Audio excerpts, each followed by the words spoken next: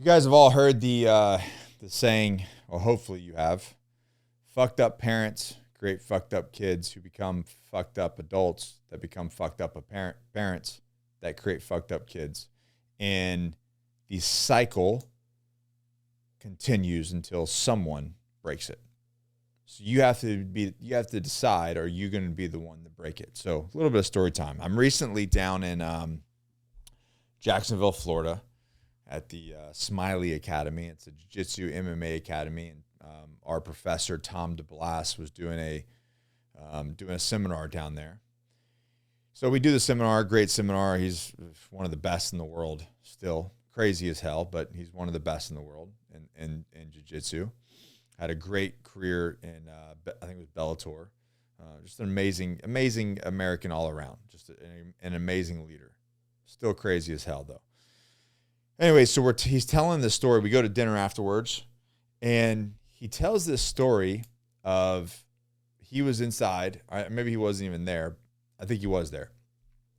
The kids' class lets out, and there's this young man, probably about 6 or 7 years old, and one of the instructors saw this kid getting in the back seat, and maybe he messed something in jiu-jitsu or something like that. I think that was part of the story. He did something wrong in class. Which, hell, I do something wrong. I'm 41 years old. I've been doing jiu-jitsu almost 4 years, and I still do something wrong every single class. And this kid's in the backyard, and they see this dad, who does not train, by the way, who doesn't train jiu-jitsu, in the back seat with his finger just laying into this young kid. And I'm talking laying into where he's spitting, and he's red, and he's cussing, and he's like this close to his face and just giving him the business. Now, of course, Tom DeBlas hears of this and takes this situation in his own hands on the benefit of this young man, this young kid. And anyways, needless to say, the situation resolved itself. And that was not the way. But the reality is this, and this is what came out of that. Once Tom did his thing, which I would have done the same thing, once Tom did his thing, the father basically said, that's the way my dad talked to me, and I just repeated the process. How awful is that? How awful is the sins of the father repeated on the son, that we just do the same thing? And what does that do? If you have read, I highly suggest reading Wild at Heart. If you've read Wild at Heart, you realize the things that we say and the things that we do to our kids now create a lasting effect. And what that does to that young man is it can, and most certainly will, reduce his self-esteem long term. He'll always feel like he's less than a man. Even when he's older, 30-something, 40-something, he'll have this stigma that he's not a man unless he acts like that. And that's shitty to put on another human being. And as parents, is that our duty? Is that what we're supposed to be doing? Now, I'm not meaning like getting onto your kids or disciplining them. Don't get this twisted. I'm talking about the unnecessary. Why are you doing, and what's the intent? There's nothing wrong with disciplining your kids. Kids need discipline. I discipline my kids. I've disciplined all of them. It's the reason why they act right. But the goal is, as a parent, as a man, as a leader, is to raise the next generation of leaders. To give them everything that they need to be successful right here and right here. Not do it for them, but to give them the tools to be successful. So how do we do that?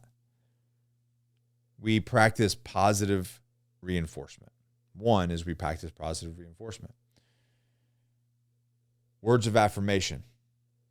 The book, Wild at Heart, talks about a scene in that book where they're doing some rock climbing and doing some stuff, and the dad goes, man, he's talking to a 6-year-old kid or something, you're a wild man. That's amazing. You're awesome. And the kid came up to him afterwards, Dad, do you really think I'm a wild man? Yes, son, I do. You're a wild man. It's going to stick with them for the rest of the life. Versus, man, you just can't do anything right. Man, you're what a little fuck up you are. Jeez. Or the other countless things that I can't imagine you can come up with that maybe were said to you if you've heard in your lifetime.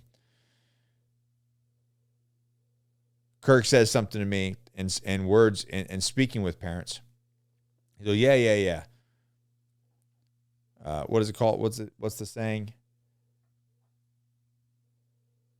Sticks and stones can break my bones, but words can break your heart. A little different there. But they do, whether we act like they do or not. That's true. Sticks and stones can break your bones, but words will and can break your heart. So if we're the leader that we're supposed to be, we need to practice positive reinforcement. We need to boost their self-esteem. We need to encourage them to take risk and try new things, to learn from their mistakes. It's okay to fail. We want to embrace their failure. We want them to win, but we want to embrace their failure. And how do we do that is practice positive reinforcement. Every time my son does something good, whether it's going, shit on the toilet or peeing in the grass, it doesn't matter. I'm just like, you're awesome, man. That kid has a very high self-esteem. Very high self-esteem. And he's not even 3 years old. But I've watched it. I've watched it because I didn't necessarily have that in my life. So I pivoted and I wanted to break the cycle. So what I did was I did just that. And I've watched him grow and I've watched him surpass his peers even at a young age because we've done it. Because he believes in himself. He believes that he can do things. Number 2. Show empathy. Show empathy. People have said, Nick, you're not very empathetic anymore. It's not true. I have a huge heart for people. I want people to succeed. I just don't tolerate their weaknesses or excuses. There's a big difference. I'm not going to tolerate your weaknesses or excuses, but do I want you to win? Do I want you to fucking win? So what does that mean? That means showing empathy with your child, understanding where they're at in perspective, understanding that where they maybe can't communicate or they don't understand, they don't have the emotional intelligence yet. So you have to understand where they're at and understand from their perspective where they see the world and have empathy for that and then show them. And by validating their experiences, their perspective, where they're coming from, how they're trying to learn everything, you're going to build a stronger bond and relationship with your kids or with young people in general. That's what you want, right? I know that's what I want. So have some empathy. Have some understanding of their point of view and where they're at in their age. I mean, it's hard for us to go back to being a 6-7-year-old boy. But try to take yourself there. Coping mechanisms.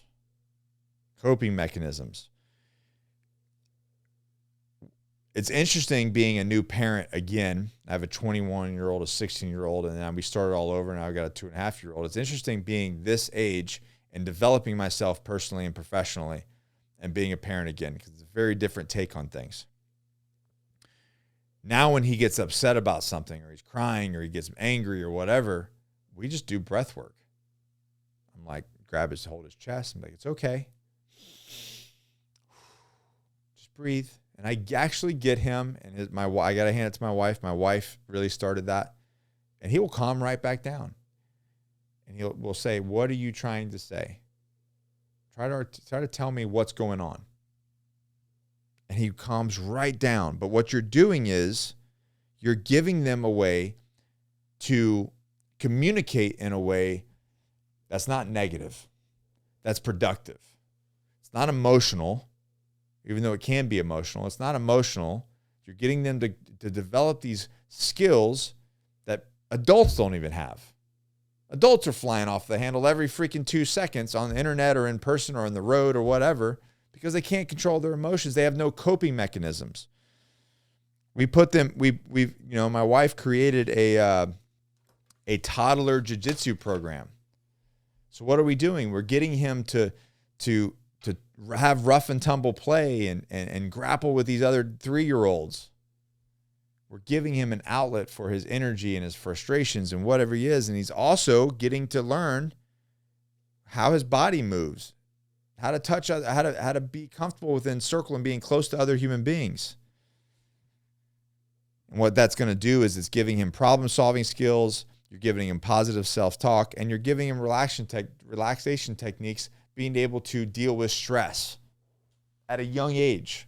So this can be done at any time, but you have to set the example. You have to lead by example. That's number 4. If you are the guy yelling, if you're the guy flying off the handle, you're not the guy showing empathy to others and want other people to win. You're not the person practicing positive reinforcement with other people in your life, and they see that, well, then you're a hypocrite. You have to lead by example. Again, fucked up parents create fucked up kids who become fucked up parents, and they create fucked up kids. And the cycle will freaking continue until you decide to break it. So you got to ask yourself, does the cycle end with you, or does it continue? And if you're one of those people and you just are not living up, you're not living up to the man or woman that you're supposed to be, there's a link below. Book an appointment with me. Let's talk about you. Let's talk about getting you in the Agoge and putting you on the path to success. You guys know the deal. Never quit, never surrender, always forward. We'll see you guys in the next video.